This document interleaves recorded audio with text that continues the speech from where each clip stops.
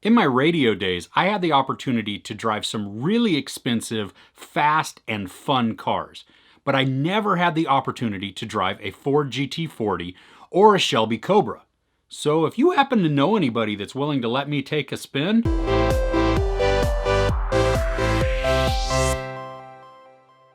Matt Damon and Christian Bale star in Ford v Ferrari. And the story is about how Ford hires Carroll Shelby to build them a race car to beat Ferrari at the 24 Hours of Le Mans. Now let me just start out by saying, even if you're not into cars, you can get great enjoyment out of this film. I mean, it's kind of like watching Top Gear. Not the American version, which is just plain rubbish, and not even the new UK version. I'm talking about the one with Jeremy, Richard, and James. That's an entertaining show that happens to have cars as a backdrop. And Ford v Ferrari is exactly the same way. It is a drama with some humor infused in that, with great performances that happens to have cars in the center of it. Matt Damon as Carroll Shelby is wonderful. He is cocky, but also sarcastic, and he's just really good at what he does. He brings just a great sense of humor to the character, but also a level of intensity as well. And I enjoyed watching him and his performance on the screen. Christian Bale plays mechanic and race car driver Ken Miles, and he is rough around the edges. I mean, he rubs just about everybody wrong, but he's genius.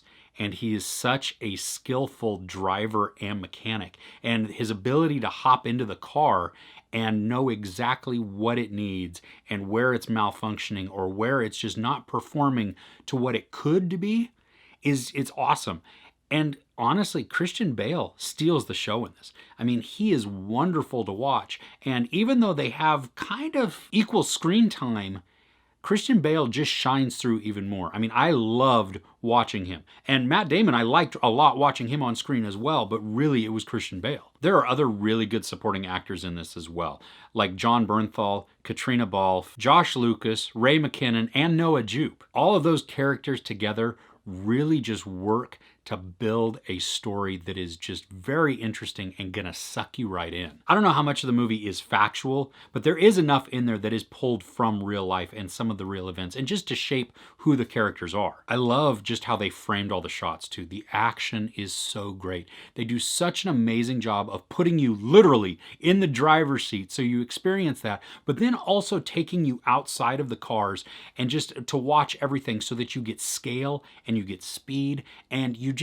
I don't know, it was really shot amazing so that you get a moving sense all the time. And what that did, especially in a race sequence, you just felt your pulse quicken each little bit. As it went on, you begin to get more and more invested, more and more on the edge of your seat because the excitement is there. In the story, they wrote it so well that you do feel all of that. I was surprised by the amount of humor in this. It really does well to balance out the high tension stakes. But it doesn't feel out of place either. That it's not just a joke fest or anything like that. It comes in the form of sarcastic comments or just looks or glances or even just parts of the scene where the action is created that makes it humorous. But then you also have the deliveries of Bale and Damon to just drive those lines home. The on-screen relationship between Shelby and Miles is believable and frustrating. And it just has this overall genuineness to it.